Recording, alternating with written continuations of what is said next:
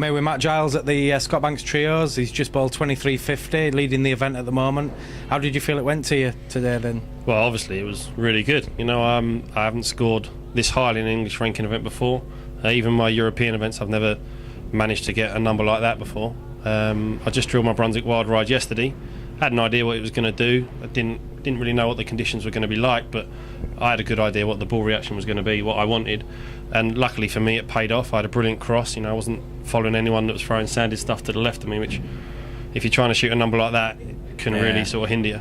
But I mean, there was a breakdown at the end, which obviously a lot of people got stuck with, but the bowl can't help that. You know, they try their hardest to get the machines as ready for the tournament, and they've done a great job. It's just unfortunately that something broke, and through no fault of anyone's. But you just got to get on with it, try and keep yourself composed, and there's nothing you can do except bowl strikes, really. So did you stick with the wild ride all day then, or did you use anything else? The whole block for the singles, and then for the team, they kind of broke down a little bit funny for the team. I had 240 on the fresh, and then as I started following, I was tapping a lot more, and I made 190, made an open in the 10th for 190, and then the game after I made 2-0 again, still trying to. I changed ball to the Wildfire, which is new international release, and that still. And then I looked okay for that.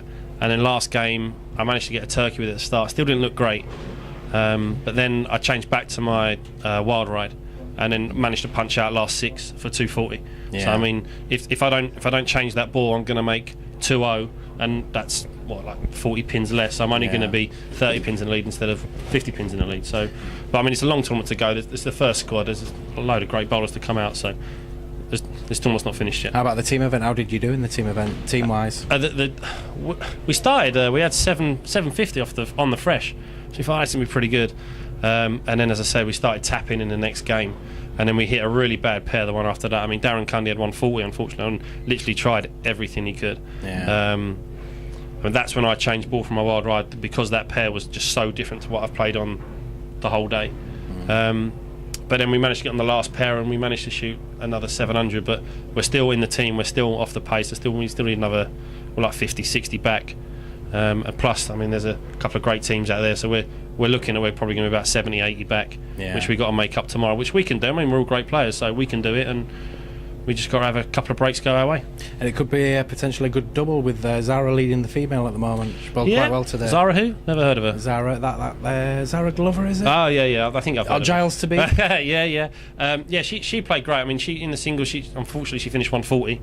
I mean, she had a 279 in there, though, didn't she? Yeah, and then she started 279 in the team.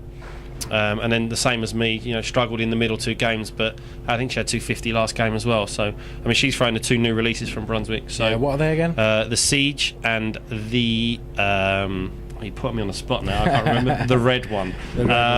You told me earlier. I did tell you earlier. The Wild Thing is the other one. They're out in July. And they look fantastic bowling balls, because Darren was throwing them as well. What's the grey one again? The Siege. On the fresh. That thing was throwing a good shape earlier on. I mean, she had a lot of miss as well at the break point. 235 on lane 1 and 2. Yeah. I mean, she had a lot of miss at the break point, which, you know, once you give her that miss, you're giving a 3-time world champion more pins than you should, really. And she's gonna lap that up and take advantage of it, which she does all the time. So yeah, she played great today.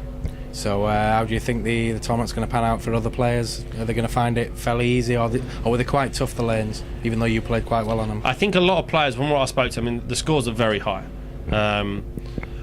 What's happening is that it's easy to make the pocket. It's just figuring out how to dig out the 10-pin or 7-pin for lefties. You know, there's a lot of 9 pins going in. There's a lot of 8 pins. It's quite a wet dry. So you know, the ball has to match, and your ball roll has to match as well. So if you get them 2 matched up, you can score on any pattern. And if these guys haven't really matched up, they can make a good score. But to make the high numbers, you need both of those things to match up, really. Yeah, of course. Yeah. And there's some great players to play. As I say, there's only been 1 squad so far, so there's another 2 squads to go. Great players to play. So I mean, I wouldn't be surprised if someone does go around me. I hope they don't, but I wouldn't be surprised if someone does go around me. 350 over, they're going to have to do quite a bit, aren't they? But I mean, it's a long way to go. I mean, there's still a load more games. I haven't won the thing yet, and I'm not thinking like that. Each game as it comes, and just trying to keep myself calm and enjoy myself, really. Well, good luck with the rest of the event, Matt, and thank you for speaking to us. Thank you very much. Cheers.